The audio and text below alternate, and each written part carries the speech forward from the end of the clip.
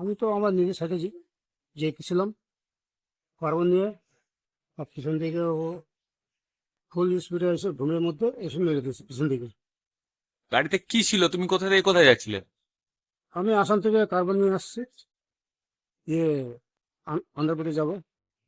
কোন জায়গাটা হয়েছে জানো, বুঝতে পারছো? রেল বেলদা না, না বেলদাতে আহত কতজন হয়েছে ওই গাড়ি? দুজন। ওরা কি মানে গাড়ি কি কতটা স্পিডে ছিল, কি ব্যাপার?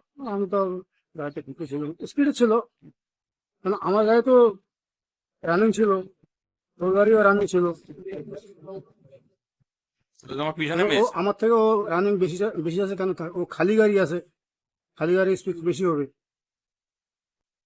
কোথায় ধাক্কা মেরেছে তোমার পিছনে? আমার পিছনে ধাক্কা মারছে। ওদেরকে কোথায় নিয়ে যাওয়া হয়েছে? এই মেদিনীপুর, মেদিনীপুর হসপিটাল। কি নাম না? ওর নাম রঞ্জিত রায়।